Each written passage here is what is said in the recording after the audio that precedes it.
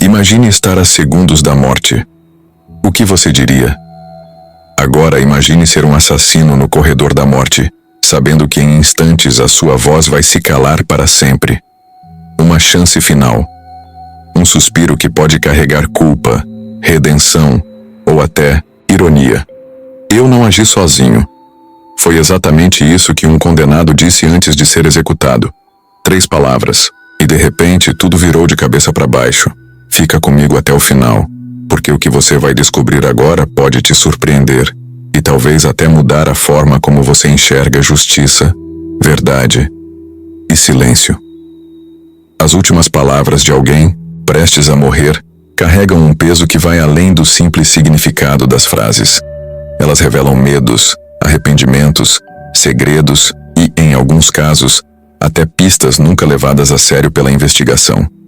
É como se, diante da morte, a máscara caísse, e é nesse momento brutalmente honesto que a verdade ou algo muito próximo dela finalmente encontra espaço para emergir. Mas será que sempre foi assim? Você já parou para pensar no que leva um ser humano a usar seus últimos segundos de vida para provocar, acusar ou até brincar com quem está assistindo à execução? Em algumas situações, essas palavras se transformaram em enigmas. Em outras, foram gritos desesperados por perdão. Mas todas, sem exceção, nos colocam frente a frente com algo que a sociedade prefere evitar: a complexidade da mente humana por trás de um crime. Ao longo dos anos, o corredor da morte nos Estados Unidos, e em outros países também, se tornou palco para declarações que entraram para a história. Algumas geraram comoção, outras, revolta. Há quem diga que nessas frases finais há mais verdade do que em todo o julgamento. Outras pessoas acreditam que é só manipulação até o fim. E você? O que pensa sobre isso? O fato é que existe uma espécie de fascínio mórbido quando se trata das últimas palavras de assassinos condenados. Talvez porque, no fundo, todos, nós tenhamos curiosidade em saber o que passa pela cabeça de alguém nesse instante irreversível. Talvez porque seja a última chance de entender o que ninguém conseguiu explicar em vida. Ou porque há algo de profundamente humano nesse momento. Medo, confissão, raiva, negação. Sentimentos que ultrapassam a frieza dos crimes e expõem o lado mais vulnerável de quem, até então, parecia inatingível. Se você acha que as últimas palavras são sempre dramáticas ou profundas, prepare-se. Algumas são completamente inesperadas. Como o homem que fez piada com o próprio destino, ou aquele que jurou inocência até o último segundo, deixando uma dúvida que jamais foi respondida. Ou ainda os que pediram perdão, não a justiça, mas as vítimas, as famílias, Deus. Essas frases registradas nos arquivos mais sombrios do sistema penal dizem muito sobre o que é viver e morrer com algo não resolvido dentro de si. E quando escutamos essas palavras com atenção, começamos a perceber que por trás dos rostos marcados pelos jornais, existem histórias que vão muito além do crime. E agora que você já está dentro desse universo, é hora de ir mais fundo. Porque o que vem a seguir não é apenas uma lista de frases, é uma viagem pela mente e pelas emoções de quem teve a morte marcada no calendário. Porque o que vem a seguir não é apenas uma lista de frases, é uma viagem pela mente e pelas emoções de quem teve a morte marcada no calendário. E enquanto a gente mergulha nessas histórias, uma coisa se torna inevitável. A gente começa a se questionar sobre a justiça, sobre o arrependimento, sobre o que realmente importa nos últimos segundos. Já sentiu isso? Aquele incômodo que não sai, aquela dúvida que fica martelando. Se esse assunto faz sentido para você, deixa aqui nos comentários o que mais te tocou até agora. Pode ser uma sensação, uma lembrança, ou até uma opinião diferente. Tudo isso alimenta esse espaço de troca real que estamos construindo juntos aqui. E se esse tipo de conteúdo te faz refletir, te provoca ou te conecta com algo mais profundo, curte o vídeo. Pode parecer um gesto simples, mas ele tem um impacto enorme. É isso que faz o YouTube entender que vale a pena mostrar esse conteúdo para mais gente. E quando mais pessoas se juntam a essa conversa, a mensagem se espalha. E esse canal pode continuar trazendo histórias que desafiam o óbvio. E claro, Se você chegou até aqui e sente que quer continuar explorando essas camadas da mente humana, essas verdades que só aparecem quando ninguém tem mais nada a perder, se inscreve no canal. Assim você fica por dentro de tudo que ainda vem por aí. Porque sim, tem muito mais. A sua participação aqui é o que faz esse canal crescer. É o que transforma um vídeo em um espaço de reflexão coletiva, de empatia, de impacto. E falando em impacto, prepare-se porque o que vem agora vai levar essa jornada a um outro nível. Quando uma pessoa está a segundos da morte, algo profundo acontece dentro da mente. É como se o tempo parasse, e tudo aquilo que foi reprimido durante anos, às vezes décadas, tivesse a chance de emergir. No universo da psicologia criminal isso tem nome: confissão final. Um momento onde o peso das máscaras pode se tornar insuportável. Não é apenas sobre o que é dito, é sobre o porquê se escolhe dizer aquilo. Especialistas apontam que essas últimas palavras carregam camadas ocultas.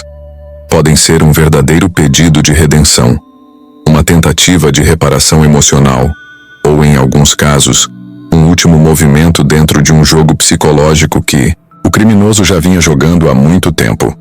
É nesse instante limite que o cérebro humano reage de maneira singular. Com a certeza da morte iminente, o sistema límbico, responsável pelas emoções mais primitivas, se sobrepõe à lógica. É aí que a verdade pode escapar sem filtros. Ou, ao contrário, é quando a manipulação se torna mais sutil, calculada e até poética. Existe algo de brutalmente honesto nesse ponto da jornada. Alguns sentem culpa e querem aliviar o fardo. Outros sentem poder, mesmo diante da execução, e usam suas palavras como uma última provocação. O fato é que não há neutralidade nesse momento. Criminosos notórios, que passaram anos negando qualquer envolvimento, soltaram frases que reabriram feridas e levantaram suspeitas sobre julgamentos considerados encerrados. Não foi apenas o que disseram, mas o jeito como disseram. A escolha das palavras, o tom de voz, a expressão. Pequenos detalhes que, para quem estuda comportamento humano, dizem muito. Porque sim, existe uma verdade oculta nas entrelinhas, e ela nem sempre está naquilo que é confessado, mas no que é evitado. Essas últimas palavras são como um espelho invertido da vida que a pessoa viveu. Algumas revelam transformação, outras reafirmam o desvio. É por isso que no estudo da mente criminosa, esses segundos finais são analisados como parte de uma narrativa maior. Um fim que pode, de forma inesperada, lançar luz sobre tudo que veio antes. E agora que a gente já começou a entender o impacto desse momento extremo, quero trazer outra camada dessa conversa que talvez você ainda não tenha considerado. Escreve aí nos comentários. Você acha que diante da morte, todo mundo revela sua verdade? Entre tantos casos registrados, um em especial chama a atenção pelo impacto que causou, não apenas no tribunal, mas na opinião pública e até na própria investigação. Era uma execução como tantas outras, com câmeras ligadas, familiares presentes e o peso do silêncio no ar. O homem que estava prestes a morrer havia sido condenado por um crime brutal: sequestro, tortura e assassinato. Durante todo o julgamento, ele se manteve em silêncio. Não confessou, não negou, apenas ouviu, imóvel, até que nos segundos finais, com a agulha já inserida no braço, ele disse com clareza: "Eu não agi sozinho." 3 palavras, suficientes para acender um alerta. Em todo o sistema judicial, a confissão jogou uma sombra sobre o que até então parecia resolvido. Quem seria esse cúmplice? Teria o verdadeiro mentor do crime escapado? A dúvida foi plantada ali, entre os últimos batimentos do coração de um homem que todos pensavam já não tinha mais nada a dizer. E o que parecia ser apenas um ato final, virou o ponto de partida para uma nova investigação. O caso que havia sido arquivado foi reaberto. Familiares das vítimas reviveram a dor, agora com perguntas que jamais tinham sido feitas. E a mídia, claro, mergulhou nos bastidores dessa revelação. Psicólogos forenses foram chamados para tentar entender o real motivo daquela frase. Teria sido um último ato de vingança? tentando incriminar alguém injustamente? Ou, pelo contrário, a primeira vez em que ele realmente falou a verdade? Há quem diga que, quando a morte está próxima, a mente perde o filtro, e o que resta é a essência, culpa, medo ou a necessidade quase instintiva de libertar algo que ficou preso por tempo demais. Esse tipo de revelação mexe com a nossa percepção de justiça. Mostra como cada decisão tomada num tribunal, cada depoimento ignorado, pode esconder uma verdade maior. E principalmente nos faz pensar sobre até que ponto estamos dispostos a acreditar em alguém quando já não há mais nada a perder. Agora que esse mistério foi lançado, tem mais coisa pra gente destrinchar nessa jornada. Comenta aí. Você acreditaria em alguém prestes a morrer? Em contraste com os que fazem de seus últimos segundos um palco para revelações impactantes, há os que escolhem o completo silêncio. Nenhuma palavra, nenhum olhar. Apenas a espera, como se o fim fosse indiferente. E isso, por mais estranho que pareça, também diz muito. Um dos casos mais emblemáticos envolve um condenado por múltiplos homicídios, cuja execução foi marcada por um silêncio absoluto. Desde o momento em que entrou na sala até o último suspiro, ele não disse nada. Nem para os guardas, nem para os familiares das vítimas que estavam ali esperando, talvez não por justiça, mas por alguma explicação. Ele apenas olhou para o teto, imóvel, como se já estivesse em outro lugar. Esse tipo de comportamento é estudado de perto pela psicologia criminal. O que leva alguém a negar até mesmo a última chance de se expressar? Há quem interprete isso como frieza extrema, uma negação total da culpa ou da realidade. Outros, especialistas, acreditam que pode ser uma forma de manter o controle até o fim, como se o silêncio fosse o último ato de poder. Também há a possibilidade do remorso profundo, aquele que paralisa. Porque sim, às vezes o silêncio não é desprezo, é o peso de tudo que não foi enfrentado. A ausência de palavras nesses casos muitas vezes fala mais alto do que qualquer confissão. É como se a mente estivesse fechando as portas lentamente, se recusando a permitir qualquer vulnerabilidade. E esse tipo de decisão final nos coloca diante de perguntas que não têm resposta fácil. O que aquele silêncio escondia? Arrependimento? Culpa? Ou simplesmente indiferença? É curioso pensar como duas pessoas, diante do mesmo destino, podem agir de formas tão opostas. Uma tentando contar algo, a outra preferindo calar. E mesmo sem dizer uma única palavra, esse segundo caso ecoou de forma profunda. O silêncio virou símbolo, e para alguns, até um insulto. Agora que a gente já entendeu o poder de uma frase e o impacto de um silêncio, vale explorar ainda mais como essas decisões, de falar ou calar, moldam a maneira como lembramos de um criminoso e como interpretamos sua humanidade. Escreve aí nos comentários o que você acha que o silêncio revela sobre alguém. Em meio a tantas histórias marcadas por frieza ou mistério, há aquelas que desarmam pela emoção. Um dos casos mais comentados é o de um homem condenado por homicídio duplo. No dia da execução, poucos esperavam qualquer tipo de comoção, mas o que se viu ali foi algo que mexeu até com os carcereiros mais experientes. Ele chorou, tremia, e antes da injeção letal, olhou para a família das vítimas e disse, entre soluços: "Me perdoem, eu estava perdido." Não era só uma frase. Era um desabafo carregado de dor. Em poucos minutos ele falou sobre os traumas da infância, sobre os abusos sofridos, a ausência de afeto, o vício que destruiu sua saúde mental e, segundo ele, empurrou suas decisões para o abismo. Esse tipo de confissão cria uma espécie de empatia invertida. Não justifica os atos, mas revela as camadas ocultas que muitas vezes estão por trás da construção de uma mente criminosa. A psicologia do desenvolvimento mostra que o ambiente, as experiências de infância e a ausência de vínculos afetivos sólidos têm um papel poderoso na formação do comportamento. Não é desculpa, é contexto. E o contexto, nesse caso, transforma o monstro que a sociedade enxerga em alguém profundamente danificado. tentando entender a si mesmo até o último segundo. Claro, há quem veja nisso manipulação, uma última tentativa de amenizar a própria imagem, de comover quem assiste, de sair da vida com alguma dignidade. Mas também há quem reconheça ali uma transformação real, ainda que tardia. Afinal, diante da morte, não são todos que choram. Não são todos que olham nos olhos da dor que causaram e pedem perdão. Esses momentos escancaram o quanto o ser humano pode ser contraditório, capaz de cometer atrocidades e, ao mesmo tempo, sentir a dor que causou. E é justamente nesse ponto que a gente começa a perceber que, por trás de cada caso, há uma jornada marcada por escolhas. Sim, mas também por feridas abertas desde cedo, que nunca foram tratadas. E isso levanta uma pergunta que ecoa: arrependimento genuíno ou uma última tentativa de escapar do julgamento da memória? Comenta aí.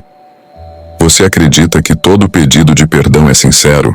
Ao olhar para todos esses casos, o que revelou um cúmplice, o que escolheu o silêncio absoluto e o que chorou pedindo perdão, fica claro que a confissão final tem um impacto que vai muito além do condenado. Ela atinge em cheio quem ficou. Para as famílias das vítimas, ouvir uma revelação de última hora pode ser como arrancar uma ferida que já estava cicatrizando. A frase "eu não agi sozinho" não é só uma informação. É um convite cruel para reviver todo o trauma, agora com mais perguntas do que respostas. Já o silêncio pode parecer um tapa na cara de quem esperou anos por algum tipo de arrependimento. E o perdão chorado, às vezes traz alívio, às vezes revolta. Porque nem todos estão prontos para aceitar que aquele que destruiu uma vida também pode ter sofrido. Do ponto de vista dos investigadores, uma confissão pode validar um trabalho inteiro ou colocar tudo em xeque. Quantos casos arquivados já foram reabertos por causa de uma frase dita ali, na beira da morte? E a opinião pública, essa sim oscila.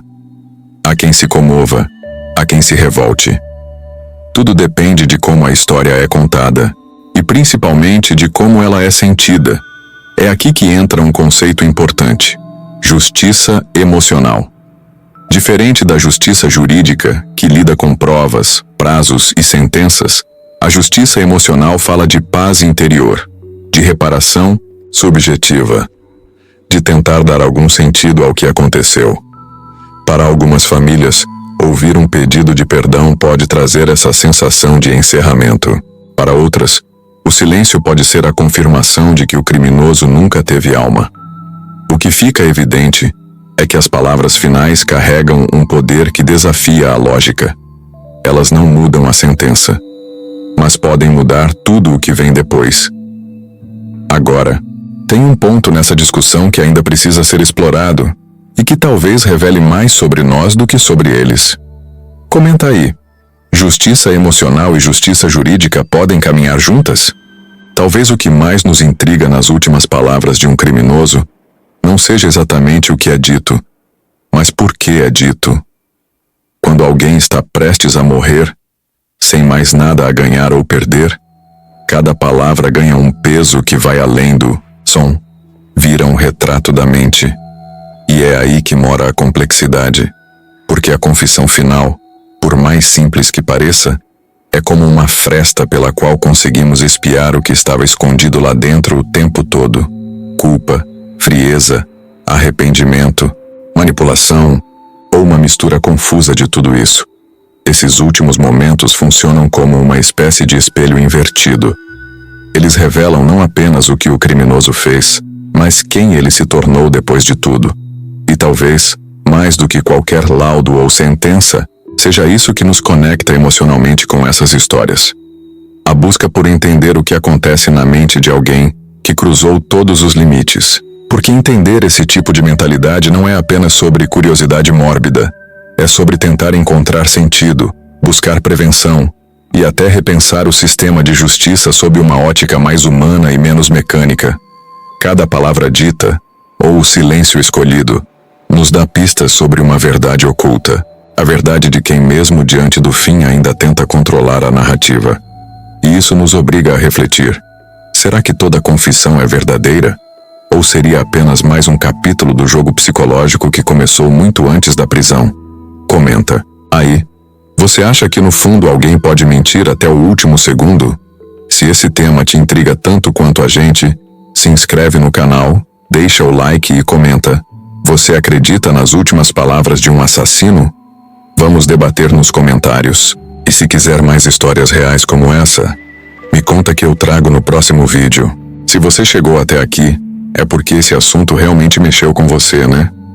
Se curtiu o que viu, não esquece de deixar o like, porque isso me ajuda a trazer mais conteúdo como esse para você. E se você está nessa jornada com a gente, escreve nos comentários. Estou nessa até o fim. Vamos continuar trocando ideias por lá. Ah, e tem um vídeo aqui do lado que complementa tudo o que falamos hoje. Clica e segue comigo por lá. Tenho certeza de que vai te prender tanto quanto esse. Até já!